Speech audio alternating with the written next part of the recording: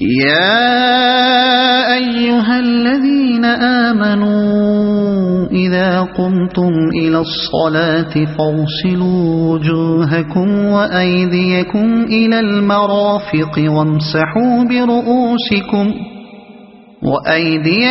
إلى المرافق وامسحوا برؤوسكم وأرجلكم إلى الكعبين وَإِن كُنتُمْ جُنُبًا فَاطَّهَّرُوا وَإِن كُنتُم مَّرْضَىٰ أَوْ عَلَىٰ سَفَرٍ أَوْ جَاءَ أَحَدٌ مِّنكُم من الغائط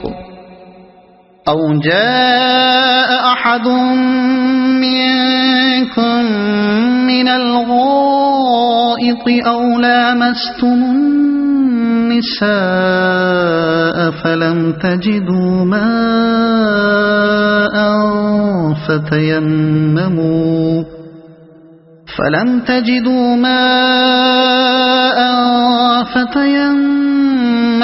صعيدا طيبا فامسحوا بوجوهكم وأيديكم منه ما يريد الله ليجعل عليكم من حرج ولكن يريد ليطهركم وليتم نعمته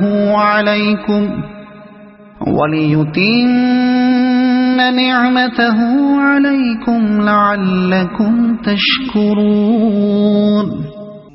اے لوگو جو ایمان لائے ہو، جب تم نماز کے لیے اٹھو تو چاہیے کہ اپنے منہ اور ہاتھ کوہنیوں تک دھو لو، سروں پر ہاتھ پھیر لو اور پاؤں ٹخنوں تک دھو لیا کرو۔ اگر جنابت کی حالت میں ہو تو نہا کر پاک ہو جاؤ۔ اگر بیمار ہو یا سفر کی حالت میں ہو یا تم میں سے کوئی شخص رفع حاجت کر کے آئے یا تم نے عورتوں کو ہاتھ لگایا ہو اور پانی نہ ملے تو پاک مٹی سے کام لو، بس اس پر ہاتھ مار کر اپنے منہ اور ہاتھوں پر پھیر لیا کرو۔ اللہ تم پر زندگی کو تنگ نہیں کرنا چاہتا، مگر وہ چاہتا ہے کہ تمہیں پاک کرے اور اپنی نعمت تم پر تمام کر دے، شاید کہ تم شکر گزار بنو۔ اور پاؤں ٹخنوں تک دھو لیا کرو۔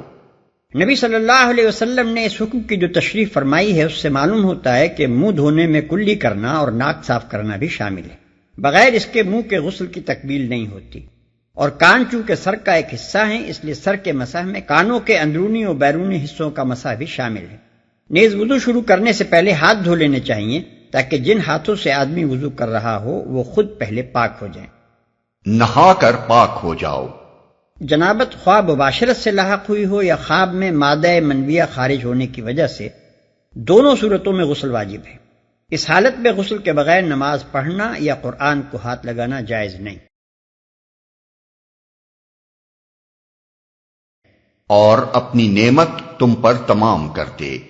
جس طرح پاکیزگی نفس ایک نعمت ہے، اسی طرح پاکیزگی جسم بھی ایک نعمت ہے۔ انسان پر اللہ کی نعمت اسی وقت مکمل ہو سکتی ہے جبکہ نفس و جسم دونوں کی طہارت و پاکیزگی کے لیے پوری ہدایت اسے مل جائے۔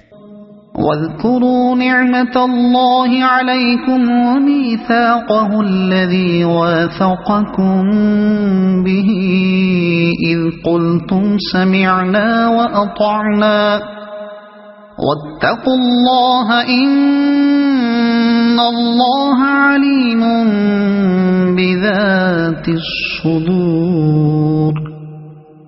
اللہ نے تم کو جو نعمت عطا کی ہے اس کا خیال رکھو اور اس پختہ عہد و پیمان کو نہ بھولو جو اس نے تم سے لیا ہے، یعنی تمہارا یہ قول کہ ہم نے سنا اور اطاعت قبول کی۔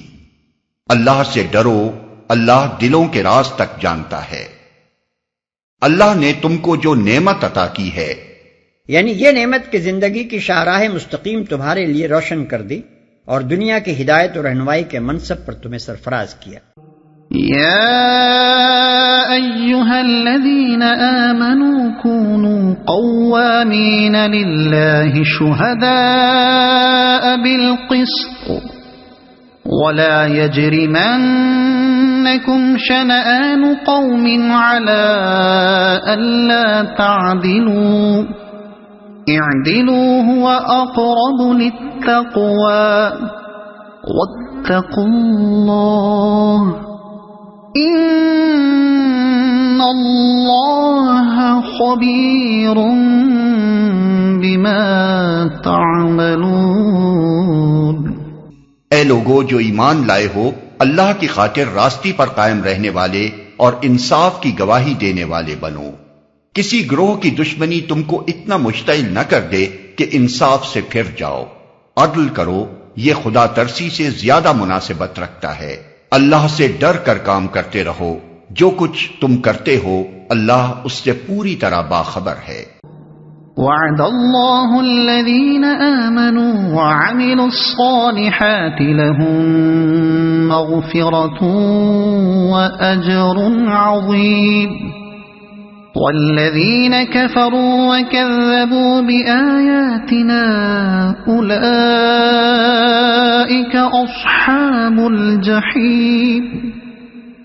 يا أيها الذين آمنوا اذكروا نعمة الله عليكم إذ هم قوم أن يبسطوا إليكم أيديهم فكف أيديهم عنكم واتقوا الله وعلى الله فليتوكل المؤمنون۔